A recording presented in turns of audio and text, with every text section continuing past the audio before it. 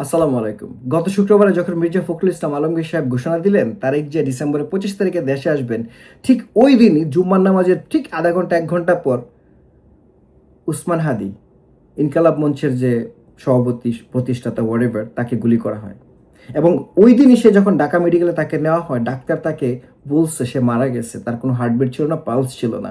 But তার ভাইয়ের অনুরোধে, সরকারের চাপে তাকে আর্টিফিশিয়ালি বাঁচায় রাখা হয় এবং এবার কেড়ে নেওয়া হয়। সেখান থেকে তাকে নেওয়া হয় আপনার সিঙ্গাপুরে। সো দিন শেষে জেলাও সেই কদু, সে মারা তো শুক্রবারই গেছে, অযথা চেষ্টা করলেন আর কি, সময় নষ্ট করলেন, মানুষের ভুল বুঝাইলেন, বাংলাদেশের জনগণের ট্যাক্সের টাকা নষ্ট করলেন, আর কোনো কিছু না। দিন শেষে রেজাল্ট হলো এটা। বাট এটা কেন করছেন জানেন? আমার যেটা মানে ফিলোসফি মনে হয় যে এটা কেন করা হয়েছে, এটা করার কারণ একটাই, সেটা হচ্ছে ইউনূস সরকার এত বেশি ভয় পায়, হাজার দুই এক লোক যদি একসাথে হয় ওদের আত্মা লইরা যায়, ওদের হার্টবিট লড়ে, উপদেষ্টা থেকে শুরু করে তাদের সবাই ঝাঁকুনি শুরু হয়ে যায়, এই বুঝি তাদেরকে ধাক্কা মারল তারা যদি পড়ে যায়। এই একটা কারণ হইতে পারে। সেকেন্ড কারণ আমি যেটা বলি সেটা হচ্ছে কি জানেন, এই যে এক দেশের ভিতরে এই উসমান হাদির ইস্যুটাকে কেন্দ্র করে, এই ইস্যুটা উসমান হাদিকে গুলি করছে, ওইখান থেকে চলে গেছে এখন এন্টি ইন্ডিয়াতে।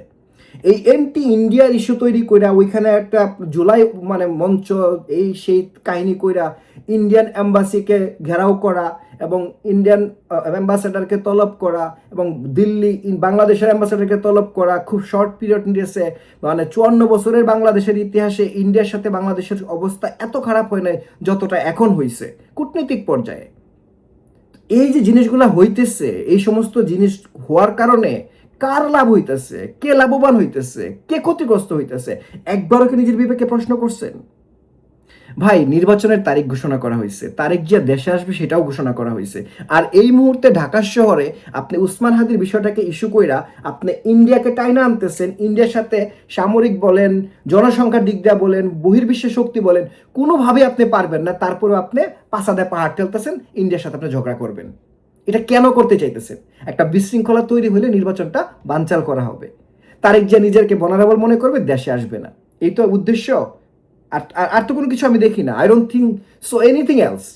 একটাই রিজন, সেটা হচ্ছে যারা ক্ষমতায় আছে তাদের ক্ষমতাকে দীর্ঘায়িত করা, দেশের ভিতরে তাদের ক্ষমতাকে দীর্ঘায়িত করার জন্য যখন যা প্রয়োজন তারা ওইটাই করবে। সো দিন শেষে আমি আমার দেশের মানুষকে বলতে চাই, আপনারা চোখ কান খোলা রাখেন ভাই, কে কবে কোন জায়গায় বলির পাঠা হয়ে যান, কোন কারণে সেটা কেউ জানে না। দিন শেষে আপনার পরিবার আপনাকে হারাবে, আর দোষ দেওয়া হবে কাকে জানেন? ও ইন্ডিয়ার আওয়ামী লীগকে। কিন্তু বাস্তবে প্র্যাকটিক্যালি কোনো বিচারও পাবেন না, ওটার কোনো রেজাল্টও পাবেন না, কোনো আনসারও পাবেন না, যেমনটা পাচ্ছে না হাদির পরিবার, হাদির মতো অসংখ্য পরিবার। থ্যাংক ইউ, ভালো থাকবেন, আল্লাহ হাফেজ, আসসালামু আলাইকুম।